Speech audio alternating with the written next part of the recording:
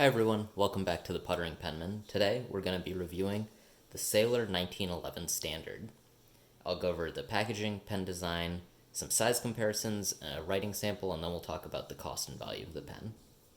So this is the packaging the pen comes in. There's a Sailor, and out of the cardboard sleeve there's like a leather or faux leather box here. Opens up. You can pull out this, and this pen came with two standard Sailor cartridges and a converter, which is now in the pen. Also came with, some instructions, directions, and a little booklet about Sailor and the warranty.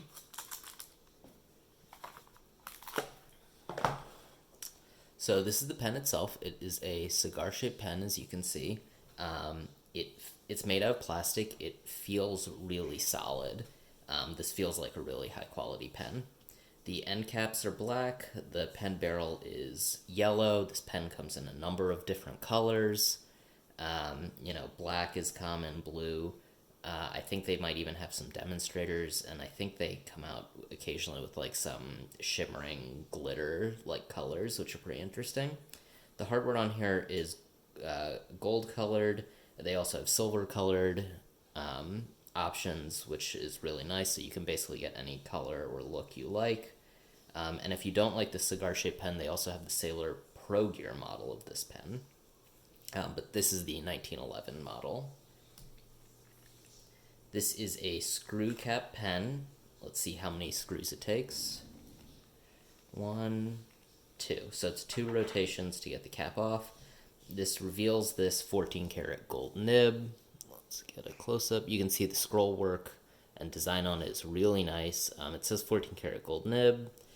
The type of nib size it is actually on the side. There's a Z on this one. The Z stands for a zoom nib, which I'll talk about in the writing sample, but, this Sailor also has, like, extra fine, fine, medium, broad. They have the zoom nib. I believe they also have a music nib. And so a lot of options here. The section looks kind of small, but it's actually very comfortable, and the threads are also not sharp, so you actually have a lot of room to keep your fingers on the pen. This is a cartridge converter pen, as I said before.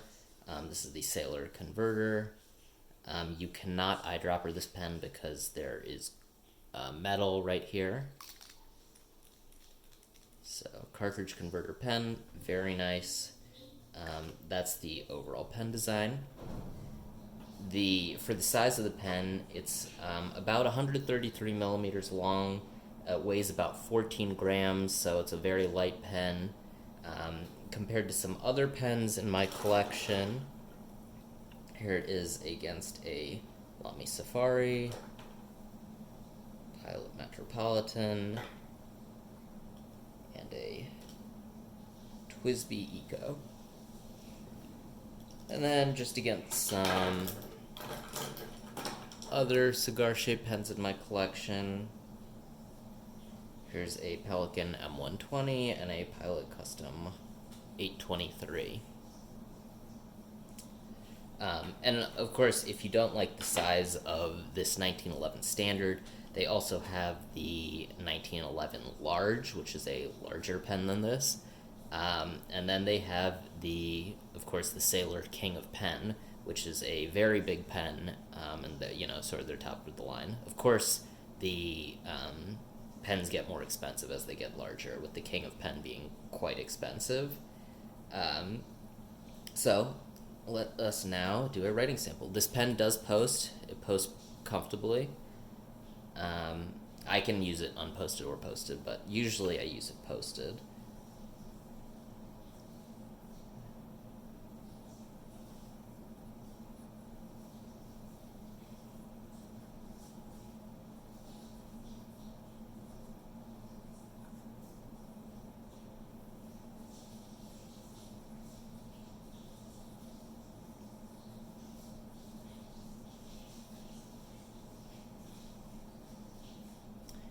The ink today is De Atramentis William Shakespeare. which is a brown ink.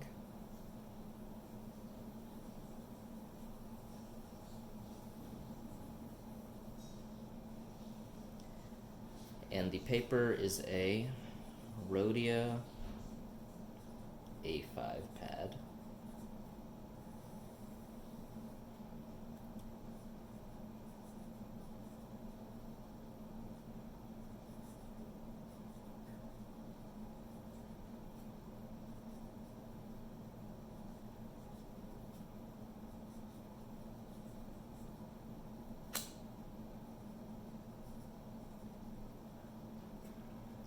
Okay, so what I was talking about the zoom nib.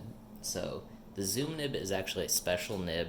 Sailor's the only manufacturer I know of who makes it, but maybe there are other manufacturers too. Um, Depending on the writing angle you hold this pen at, the line will change from a broad to a fine. So if you hold the pen at a low angle and write, you get a broad line, and if you hold the pen at a steeper angle, you get a fine line. So for instance, let's do this. So that's your broad or maybe medium, and now here is your fine. So, it takes a little bit of practice to get used to it. I've only had this pen for a little while, so I'm not that good at using it, but like say my wife writes at a higher angle than me, and so she gets a fine line every time she writes with this pen. I write at a low angle, as you can see, and so I always get a broad line when I'm writing. So, but it's pretty nice that with one pen you can get different line variations here. So for the cost of this pen, the MSRP is usually like $235, but most most retailers will sell this pen from anywhere from $180 to $220, which, is a little high for a 14 karat gold nib pen, especially when you compare it to a Pilot Custom 74 or a Lamy 2000 or a Pilot Vanishing Point. But it's in that ballpark, about the same price as those pens. You can buy this pen directly from Japan for around $100, in which case this is a great value for this pen.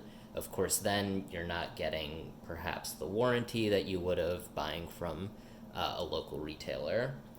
But overall, this is a really nice pen. It has a really solid construction. It feels really classy. The nib writes well.